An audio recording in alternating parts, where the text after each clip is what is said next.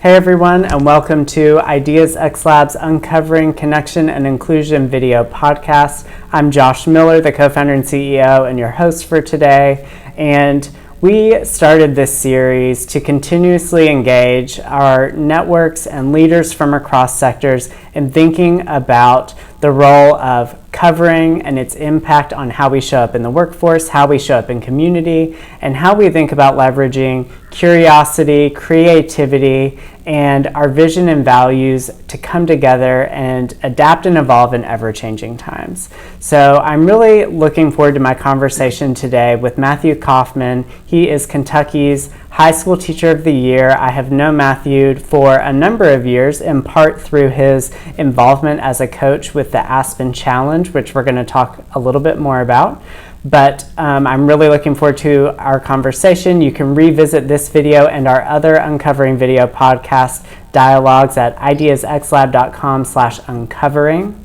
And feel free to comment below the video, send us questions, send us ideas that you may have for future conversations. So without further ado, I'm going to get Matthew pulled up on the screen with me. Matthew, welcome to the video podcast today. Hey, Josh. So I have really enjoyed getting to learn from you, watch your journey over the past few years, both in how you engage young people, how you lead it out in the community. So that's where I want to spend a lot of our time today. Okay. And as we start each week in terms of our conversation, I want to start with the question of what gives you oxygen in your life and work? What is that driving force that propels Matthew forward in the work that you do? So as an educator, I've got immense belief in the power of personal and social transformation, especially in young people, in just how authentic they are with each other and in confronting uncomfortable truths and being a part of their journey. Also, as an educator, I consider myself on the front lines of everything happening in our country and society in the world, because whatever issue is going out in our community, the kids are bringing those issues into the classroom with them, and I'm helping them process those issues. So it connects me to the world and all of the joyous things and all of the things that cause suffering in very intimate and very creative and in very ambitious ways. And then my whole goal there when I'm in that classroom is I get to bring just the best parts of myself and invest that in these young people and these kids and help them become the leaders that we all need. And what I find with the students that I'm working with is that we all respect values much more than we respect rules. You know, and we value people and we value the planet, and we are comfortable confronting rules that conflict with those values. And these kids, they're in immense change in their own personal lives and what's going on with their family, their internal life, all of that. So as things are rapidly changing in society, they're also able to adapt because they're in a period of change in their own lives. So in a sense, they're in a period of revolution in their own lives. And so when that is happening in the larger world and society, that's quite at home for them and they're ready to jump in. Yeah. And so that gives me just incredible oxygen, incredible life. I view my job as a teacher, it's an old quote, not to consider students as buckets to fill them up with water, but rather like they're almost like a candle or a flame. And my job is to help spark that light and ignite their passion. And what we know about fire is if we give it a place to climb, it's going to rise. And so what I see with students is you give them a challenge and you support them, they're able to rise to the occasion. And I think that's what we're seeing right now in our world, as our youth realize they've inherited these massive systems of injustice and they are fighting against them. So as a teacher, I've got no choice but to support them. I have to be on the front lines with them because my job as a teacher is to stand with them and to learn with them and to grow with them. I love the way that you describe that in terms of, one, the facet of, how are you respecting values versus rules? And I really think that right now, not only in Louisville, but across the nation, there is that clash that we're seeing Absolutely. of the values that we attest to are not being upheld or respected or embodied in these different ways. And you're seeing people from across the lifespan, but also these young groups of young people who are so passionate coming forward. And then kind of that idea of how are you the spark for the candle, but then the way you describe it of, if there is that space, the flames are going to climb and they're going to continue to escalate. And I think all of that is so applicable right now. Yeah, and it's just through being a teacher and through working with young people for the past 14 years, what I've come to, and just in my work outside of school, that's political and that's organizing, and I'm in art scenes and I'm a writer, is that most people in general just want acceptance. They want to be able to bring their whole selves to wherever they go, wherever they work and learn, and that's the kind of freedom and happiness that is just that wealth can't buy. There's so many kinds of wealth in this world, and it's definitely not all monetary. There's cultural wealth, relational wealth, just the ability to be yourself. And so as far as values, every morning when school starts, the Pledge of Allegiance plays. And since Colin Kaepernick started kneeling, I've had many students follow suit with that, and we've talked about that. The Pledge of Allegiance ends with liberty and justice for all, and we have those hard conversations where are we living up to those values? Yeah. Did our country ever really live up to its values, or are we constantly trying to reach those values? It's more like a vision statement right now than a reality. Yeah. And so I'm a firm believer that if I teach you, if I work with you, you're my student for life.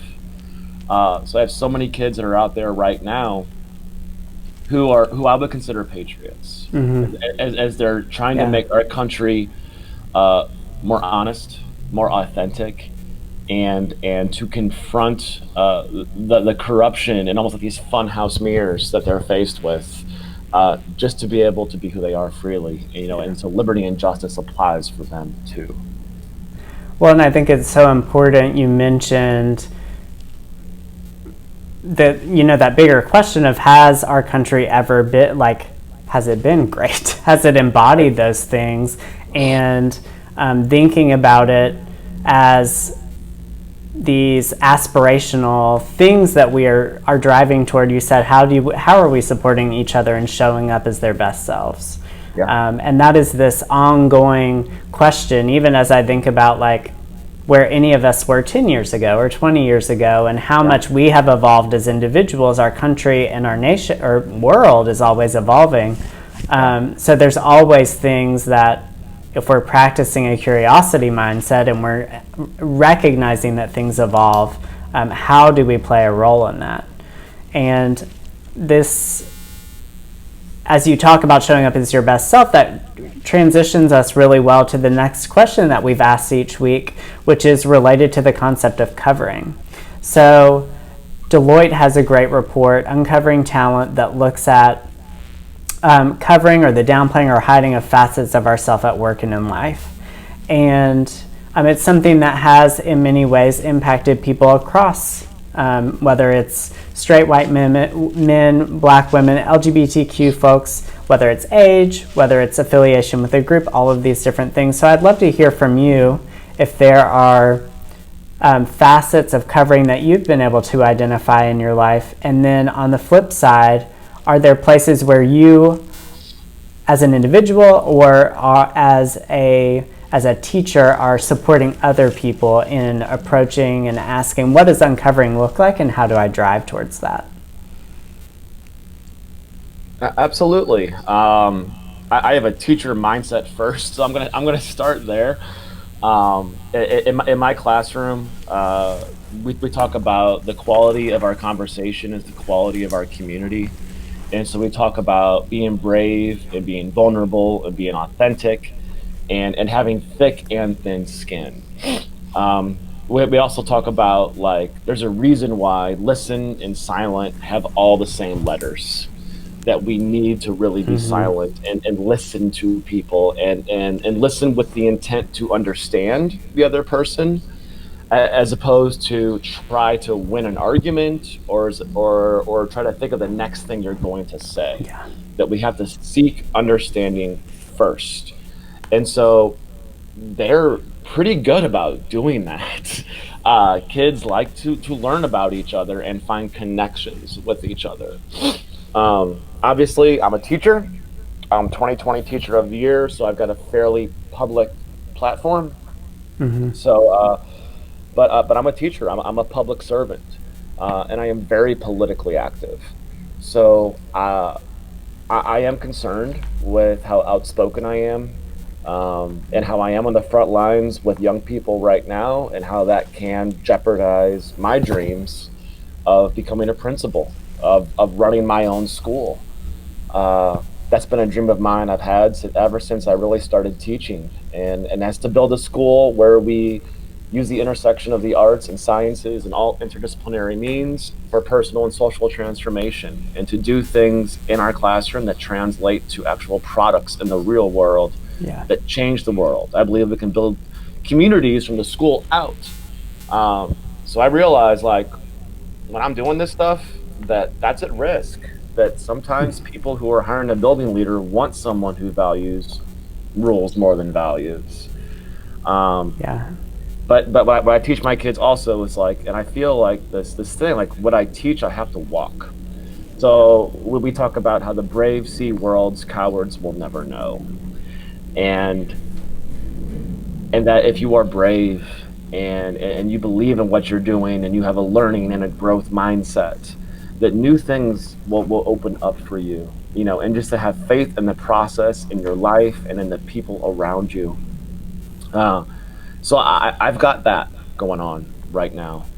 In my classroom, I am incredibly open and vulnerable with my students Mm-hmm. whenever they ask me anything, and I always like want to hold ourselves.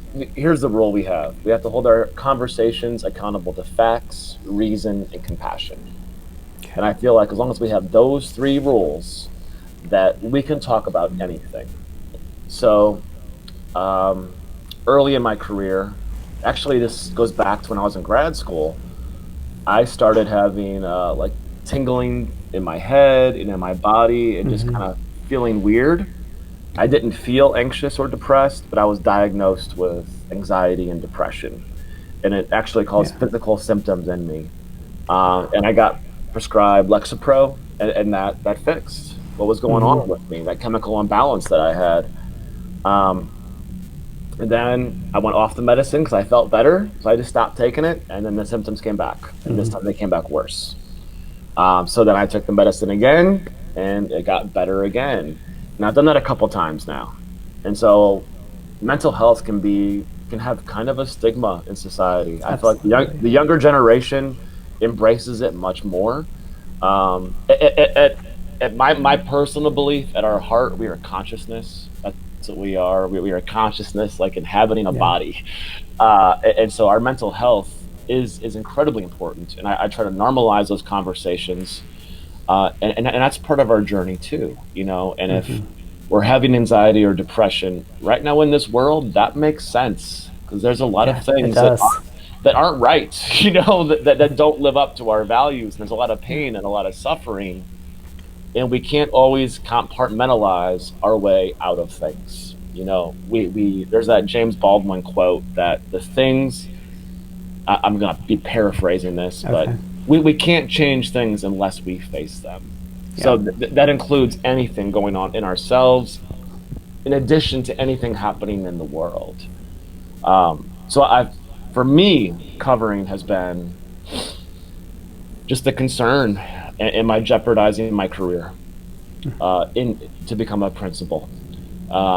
And also with the mental health spectrum, I've become much more comfortable talking about that. Yeah.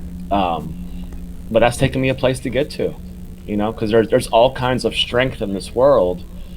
And when you're diagnosed with anxiety and depression, you don't feel like the strongest person in the world. You, Mm-hmm. you really feel how vulnerable you are, how vulnerable your consciousness is.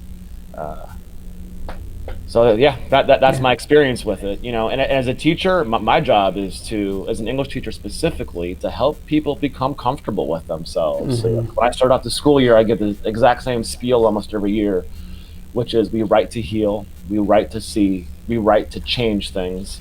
Sometimes we don't know what we think about something until we start writing it out. It becomes a way of breathing. It becomes a kind of oxygen.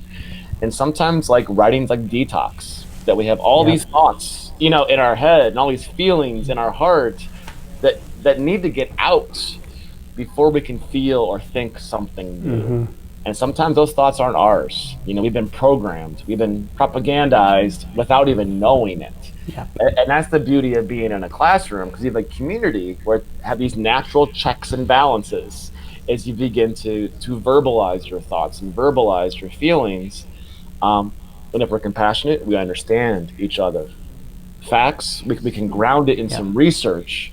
In reason, we can push ourselves farther and grow together as a unit. And just as our country is best, when we all link arms and move forward together, it's the same way for a classroom. It's best when we all link arms and move forward together. Best way for a school. We all link arms, we move forward together. Well, one, I appreciate you being willing to talk about things like mental health, because like you said, there is the stigma around that, and you just covered so many different things, and some of it I think will naturally tie into our conversation when we delve into the Aspen challenge. But I love that the quote that you said of "the brave see the world, cowards will never know." And I think that is so true right now in terms of people envisioning what does a just society look like. So that quote in and of itself really resonates with me, but I also think about, especially with the past 10 weeks, for 10, however many weeks we're in now, maybe it's 11, with COVID-19, with our national push towards racial justice. Things like mental health are being brought up, and the need to support those is here in a totally different way now. So I'm glad that is and continues to be part of the conversation that you have, and that you're engaging young people to think about these different facets of, talking about writing to heal, to see, to change things, because there is, if things have happened in the past, we can't just walk out and pretend that they don't exist and just move on. There has to be some grieving and some healing as part of that process. And the arts can do such a tremendous job in enabling people to drive that forward. Absolutely. We often talk about, because we write 10-minute plays, we write speeches, we write stand-up poetry, and we get out. Like I have my kids performing across the city, state, and country. We performed in DC. And we talk about how things often first move on the stage and then in society. That we have to be that light, and we have to be the brave ones up there, and that like bravery, like fear, can be contagious. So let's be that light. Let's spread that. So I totally agree with that, and I think that really ties into what I have witnessed in the students in the Aspen Challenge. So that's where I would love to go next. So for people who have not, who are not familiar with the Aspen Challenge, it was started a few years ago by the Aspen Institute and the Bezos Family Foundation, and they each year partner with a school system, and it's a multi-year partnership. They partner with the school system. Here it was Jefferson County Public Schools, 20 high schools. Each high school has a team of 8 students, and they are issued a series of challenges. Everything from this year, there was one around cultural well-being, there was one about vaping, around environmental justice. So they've spanned full range. But the young people spend 8 weeks coming up with a solution for the challenge. And Matthew, you have been, for the past 2 years, a coach for the team from Moore. And so I'd love for you to just talk about the project that Moore did this year, which was the winning project. I got to witness you all as a judge this year. I was a kind of an observer last year. I got to be a judge this year, which was very interesting to do the judging via Zoom, but the students really stepped up and did a tremendous job.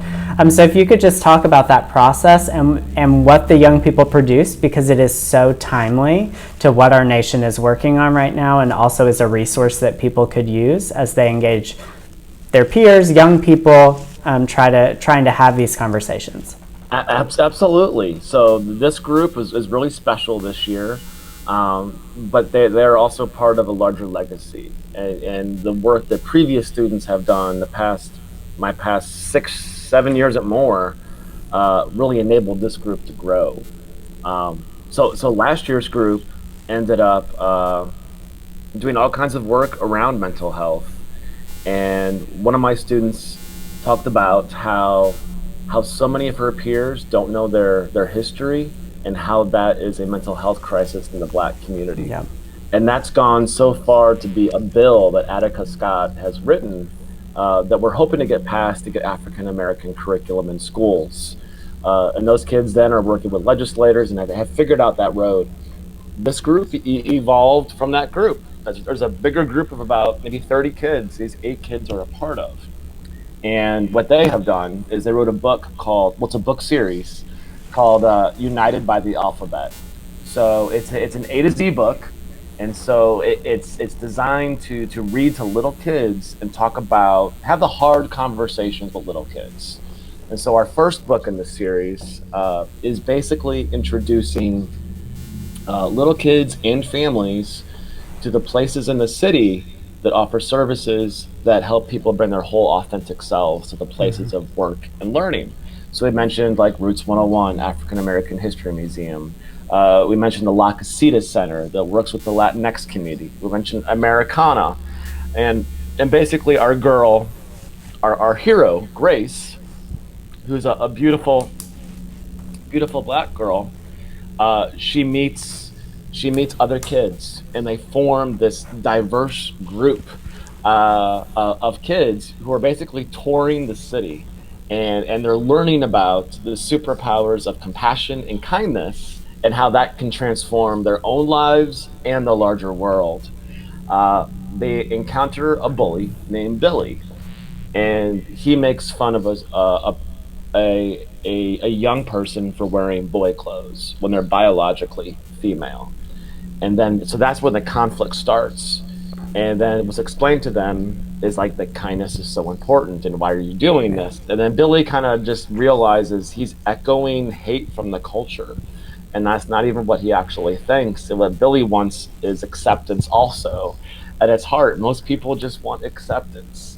And so he ends up becoming part of this group.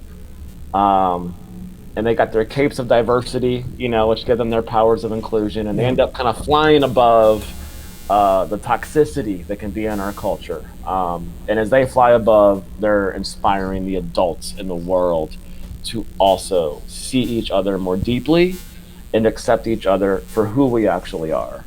And that's very timely for right now. Our kids are marching in the streets, fighting against systems of injustice they inherited, and just like see us, and they're chanting the names like Breonna Taylor of people who are not seen.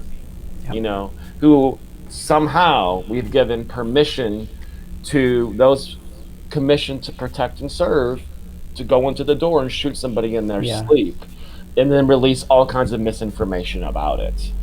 And so we just want to say that's not okay. Well, we can't be doing that. We're not living up to our values. And when those institutions do not live up to their values, they need reform. And you can't be in charge of reforming yourself. You need experts to come in. You need other people who specialize in these fields to come in and be like, here's what actually has to happen. And first off, you need to have a healthy relationship with the community you're serving. And that means a dialogue. And that means listening. And that means silent and listen have the same exact letters. You got to be silent while people are explaining to you their experiences so that you can listen. This book series, that was the first book. It's going to turn into a book series. And kind of like South Park, we are not South Park, but kind of like South Park. South Park, something happens in the world, and South Park can get an episode next week on it.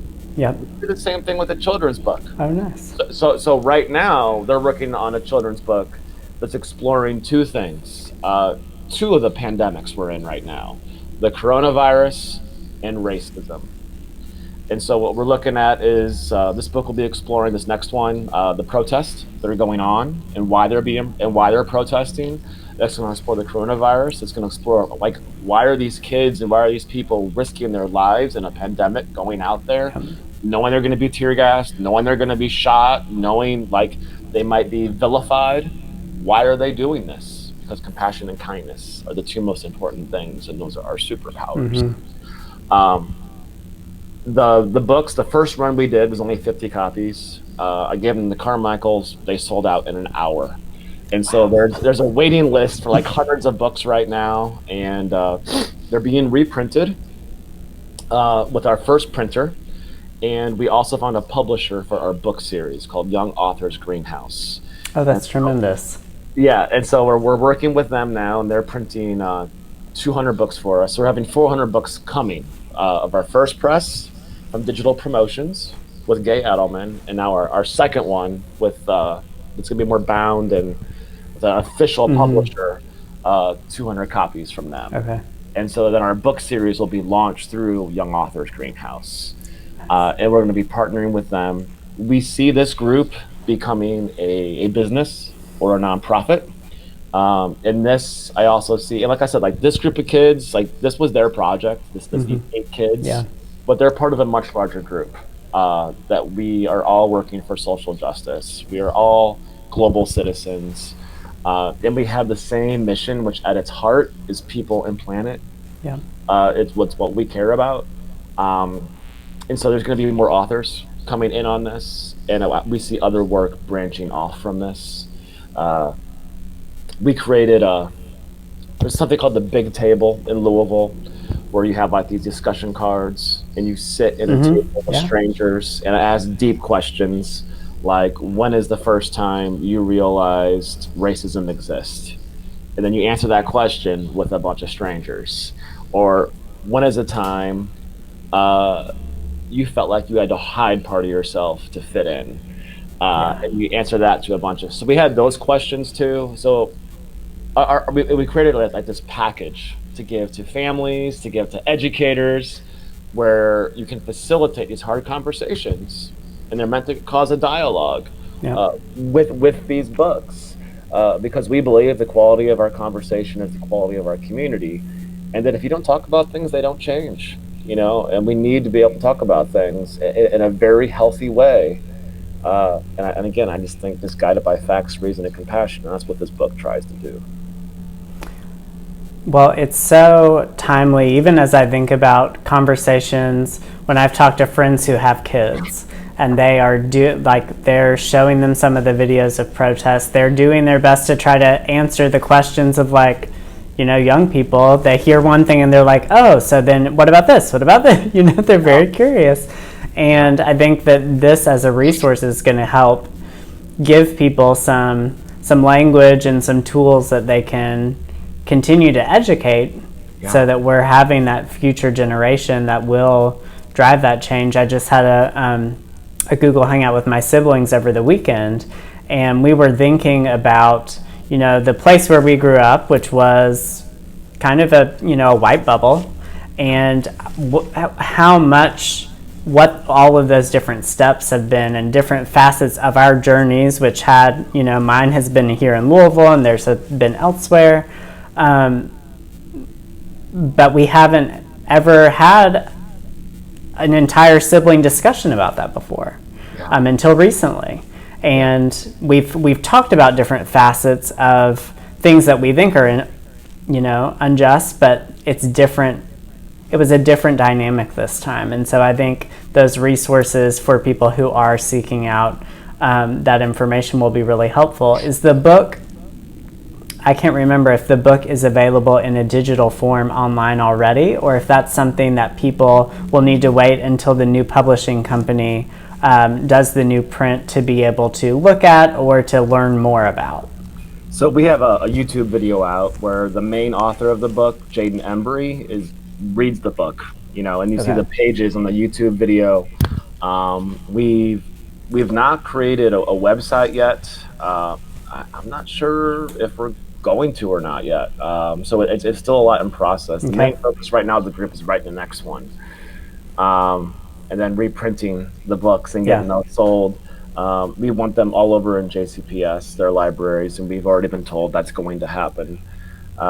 So but we think it's a tool that can be used to facilitate new conversations that wouldn't happen before. Because and like you and your siblings, like it can be easy to have the same conversation over and over again every time you meet, right?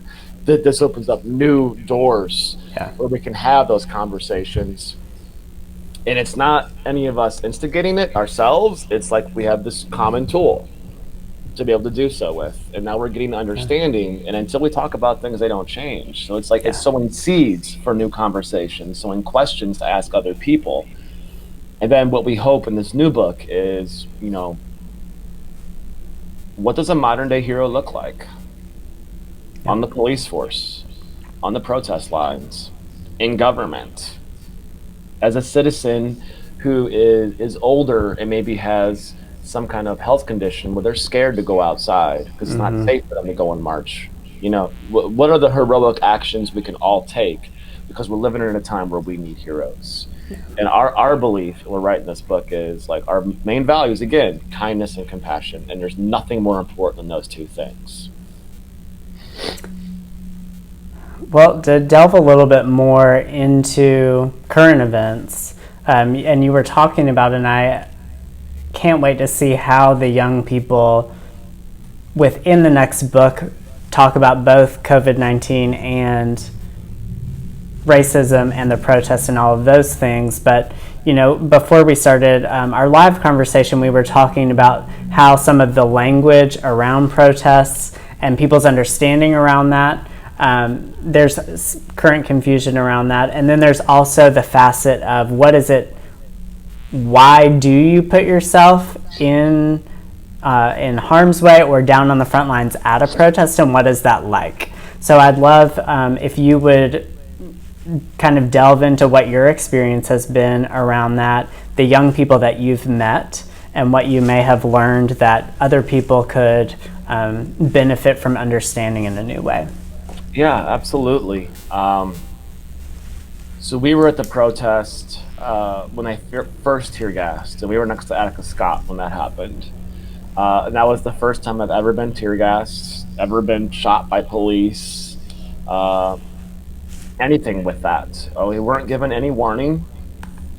We never were called to dismiss or leave. But after we were getting tear gassed and shot, we left. And it was interesting because like the group that night, what I could see what was happening is that it's one group together, and the protesters care for each other. Like they created medical equipment for each other. It was a very loving atmosphere.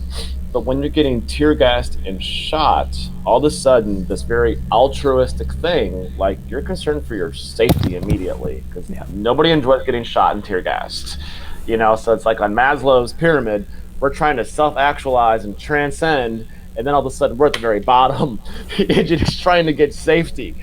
And then there's medical people that were there, volunteers, like they washed my eyes out, and then we were getting shot at the medical center. So I ran around the corner, and there was a black couple who saw that I got tear gas really bad, and they poured the water with baking soda over me, and I was recovered. So that altruism came right back, and we're trying to transcend. And that's bravery, to stay and try to heal somebody else. Yeah. And then we left. I have a past student named Ariana Tule, who is one of the most brilliant, passionate, compassionate, creative, hardworking students I've ever met and worked with. And she really wanted to go down to the protest on Sunday night, and she's missed out the other ones. And so we're like, we're going to go with you. We want to help keep you safe, and we want to stand with you. We want to stand with young people. And that was also on the same day when there were reports of police destroying water and medical supplies because there were weapons there, and we knew better. We knew there wasn't that there, and we know people working that stuff. So we also felt extra conviction to be out there that night. And so we went out on the streets to protest. My student Ari would say, this kind of revolution is not optional for Black people. And what I would say to a lot of my peers is, like, we need to have the courage to stand with Black people, and that our country is at its best when we all link arms and move forward together. So we feel like there's a difference between values and rules. And we respect values much more than rules, because the status quo has been oppressive towards large groups. And we see that with Breonna Taylor, and we see the corruption and the disregard of values to bend the rules to keep people safe who should be fired from their jobs and have a fair and open trial in law. And so these protesters feel like they're part of a bigger movement, part of a bigger history, and I ended up getting locked up with a bunch of young protesters, young men. And my past student was locked up. My fiance was locked up. The police ended up coming in on all sides, cornering us. We were in handcuffs. My fiance was bleeding. They were so sharp on her. But in that jail cell, I was surrounded with a bunch of brilliant, brave young men, and we were exchanging our stories, and it became kind of a classroom. And these young men are all in their early and mid-20s, and so I can't help but see my students in them. So I talked with each one individually. As a group, we talked a lot together. We talked about our whys. We talked about how this was even a privileged suffering that we were going with, that previous folks who were fighting for civil rights, and before that, fighting to abolish slavery, faced, death, faced dogs, were locked up so many times. And so we all felt we're part of a much larger movement in history, and we felt very proud of that. When we were in jail, the conditions were horrendous. I got a mask, but not everybody did. We didn't get water for over 12 hours in there. Wow. We were told we would be released when curfew was over at 6:30. And then 6:30 became 9, 9 became 11, 11 became 1, 1 became 3, etc. We were denied phone calls. We never got hand sanitizer or soap. There wasn't enough room in the jail cell for us to all sit down. So conditions were not safe, and the police did not care about coronavirus in there. But even though we were being abused by this system that did not care about us as human beings, we had our own light in there, and a family bond happened in there as we reminded each other of our whys. And so I was eventually released at 6. I was told by the police, my fiance and my past student were already gone. We were told all of the girls were already gone, but they really just moved them from one cell on our floor to a cell on a different floor. So I walked outside and I saw a protest happening. I had no idea that David was just murdered. No idea. Because you don't know what's going on in the outside world when you're in a cell. Like you're trapped in a dark place. But one of the young men in there, Marquise Armstrong, talked about, well, you can't block out this much sunlight no matter how much you lock it up. And we felt that. But I walked outside and I was in that protest, and it was just so affirming that there's so many people out here still fighting, that those bullets and the tear gas did not deter anybody. And it was just the most beautiful thing, seeing all these diverse people linking arms and the youth out there leading. It was great. And then went back to the jail looking for my fiance.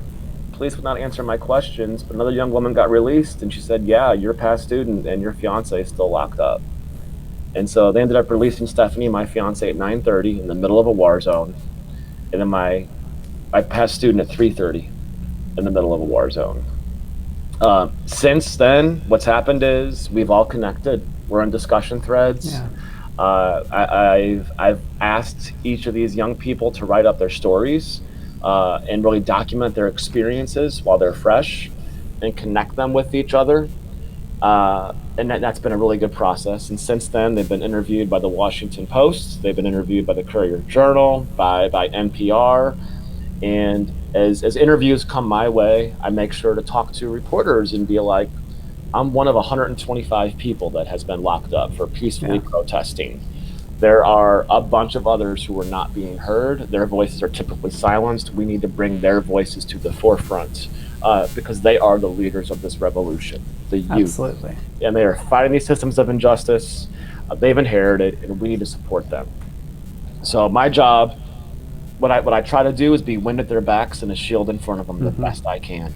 And I feel like the older kids in this generation are doing that for the ones that are younger, that we're all trying to do that in different ways.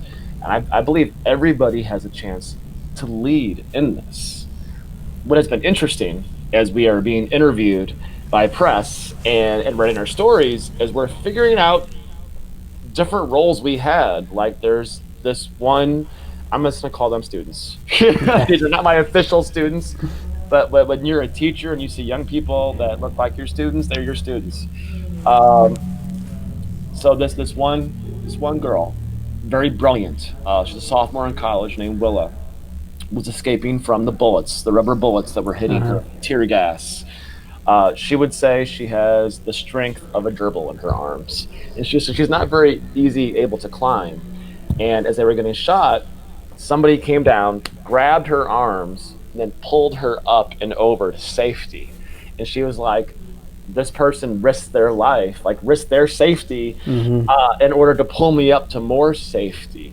And then we figured out, well, that's somebody in our group. That's Marquise who did that.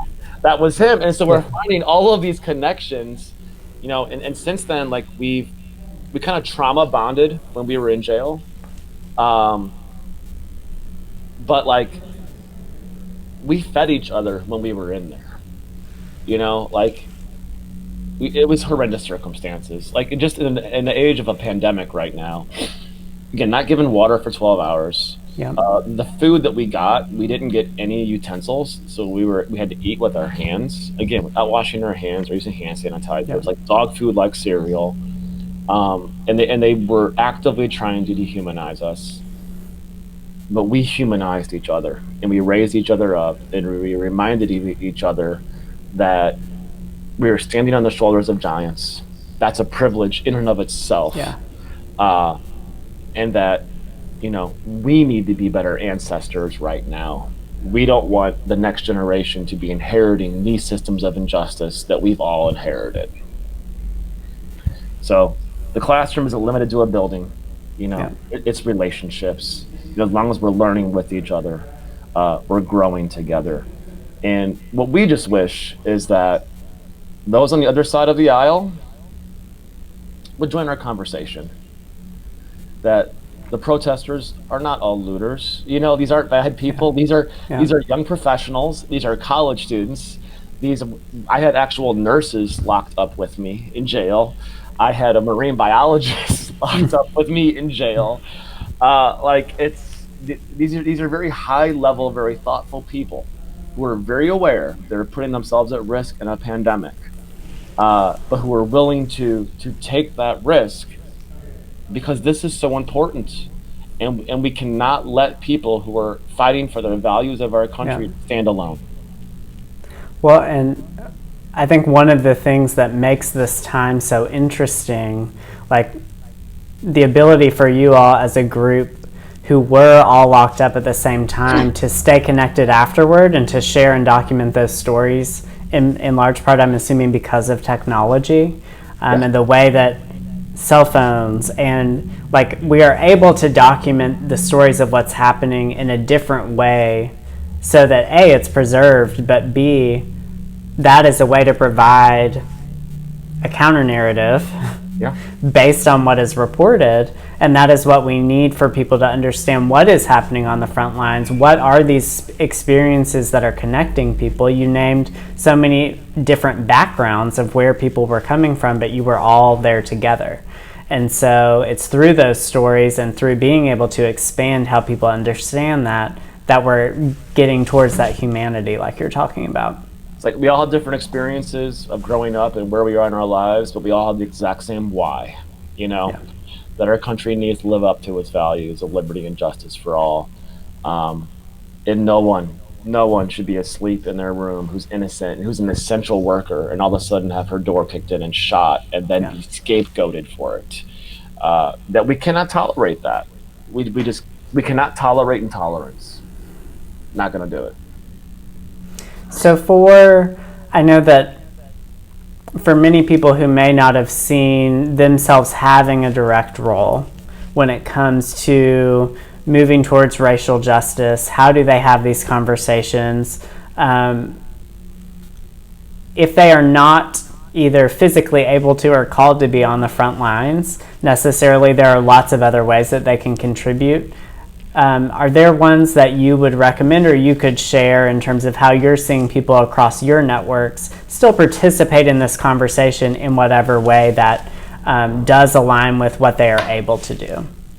So, in our current times, I think number one, if you've not been involved yet, it's important to realize that we live in a culture where we've been propagandized, and we all suffer from racial bias.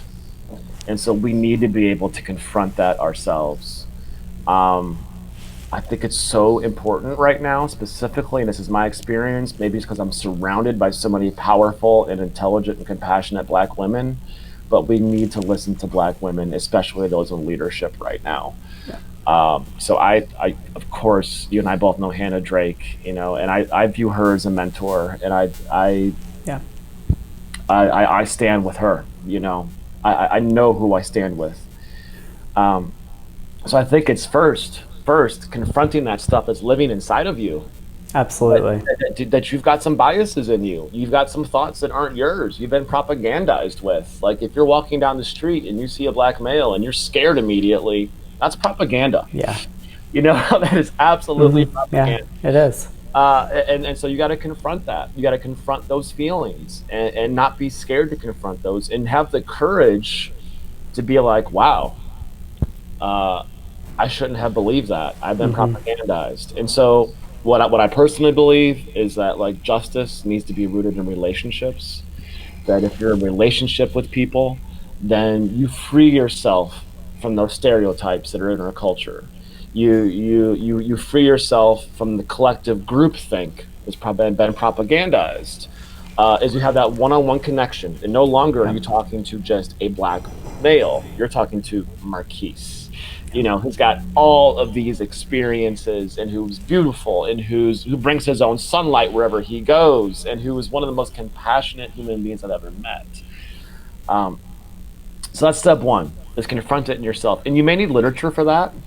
You may and if you're worried about your health, I understand not wanting to go out. We were in absolute quarantine before all this stuff going down, and then we could not sit back in these times, and so we know we're putting ourselves at risk. We came to terms with that. We got tested for COVID yesterday, and we're prepared to quarantine as long as we need to, but we had to be involved.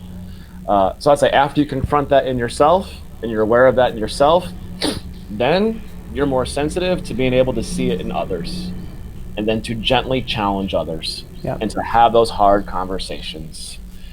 I would get away from you language and get on I language. Like people talk about you as in the general, all people do this.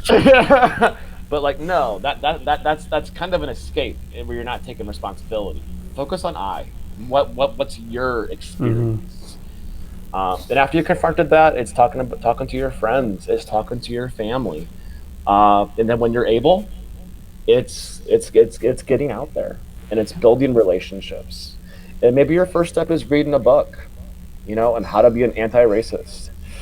It's reading a book on understanding the context that we're in right now. It's going to a different media outlet. It's going to a different podcast. It's being willing to grow beyond your current mindset. That all of us are always learning. Always, we're always confronting. I'm always learning new things. I'm always confronting my ego. We all have that. but I think it's so important to just be able to see people and not stereotypes. And once we do that, then we can have a real dialogue and change. Yeah, I think what you said, the line, justice needs to be rooted in relationships. Yeah. I think that is so applicable as we think about what does it mean to be connected, what it means to be part of a community. And it certainly embodies what I've seen, whether it's at the protest downtown or the kind of the vigil that happened on Sunday for Saturday for Breonna Taylor. Relationships are the things that are connecting people, and people are forming new relationships right now that are going to last far beyond where we are in this current moment.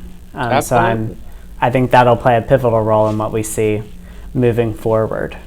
And I don't regret what we did. I don't regret that I got arrested. We consider it a blessing because we met so many new people, and every new person is a blessing. And again, I consider them my students and also my teachers. As a teacher, you have to be willing to learn from your students also. Mm-hmm. It's a reciprocal relationship. I'm just older and I'm specialized in English. But we learn from each other. And then, so I would also just also put forth the thought, who are the people or who are the groups or what are the systems that are unwilling to be in relationship right now with people? Mm-hmm. And we have to challenge them and hold them accountable. Yep. That these systems of injustice were never good, and they are so inappropriate for the times that we're in right now.